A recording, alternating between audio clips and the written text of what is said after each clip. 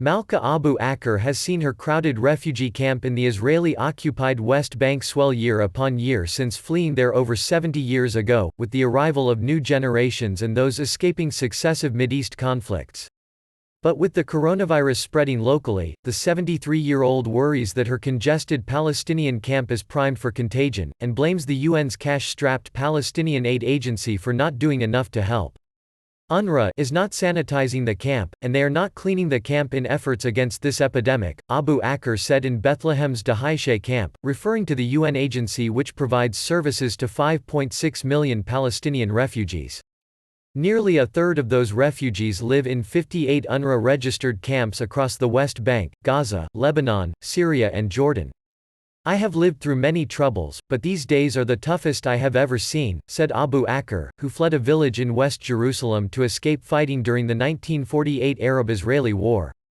From the packed beachfront camps of Gaza to the urban sprawl in South Beirut, Palestinian refugees fear that the already dwindling aid they receive from UNRWA could fall further as the health crisis persists, and donors shift priorities.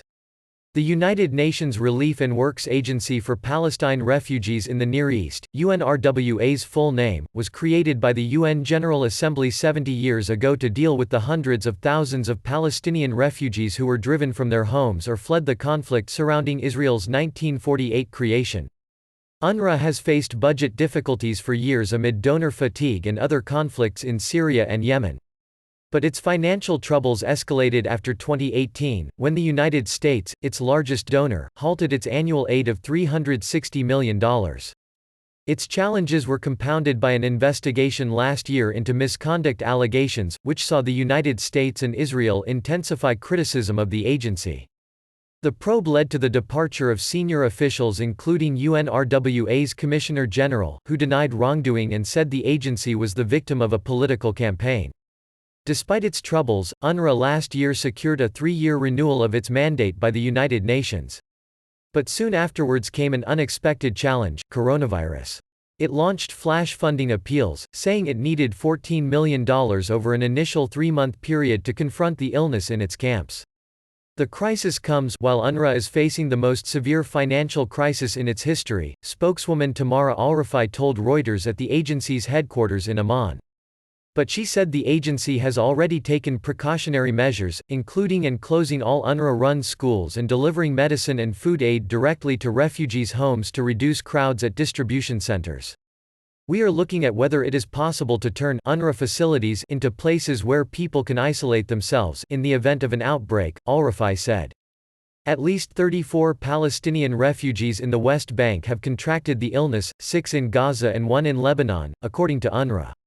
In the sunless alleys of Gaza's beach refugee camp, home to nearly 90,000 Palestinians, medical workers dressed in head-to-toe protective gear sprayed disinfectant on UN vehicles last week and loaded wooden carts with aid for distribution. One refugee, Mohammed al-Taramzi, said deliveries to people's homes would help stave off contagion but worried that aid to more than 1 million refugees in the Gaza Strip might be reduced. Donor countries are busy with the pandemic, and resolving their own economic situations, Taramzi, 57, said. In the Jaramana refugee camp southeast of Damascus, some Palestinians reported little by way of protection against the virus in the camp that has ballooned since the start of Syria's civil war. We didn't receive any aid at all, said Talal Abu Nema, 42. All we have are initiatives by local political factions, who sanitize the camp. We see nothing from UNRWA. In Lebanon, children played soccer in an open area of Beirut's Shatila refugee camp. Usually busy shops were mostly shuttered due to virus concerns. Abu Hams, 54, said this meant refugee communities could lose their meager incomes. Those who run computer, CDs or electric shops as their business to feed their families, they now can't open, he said. How are they supposed to live?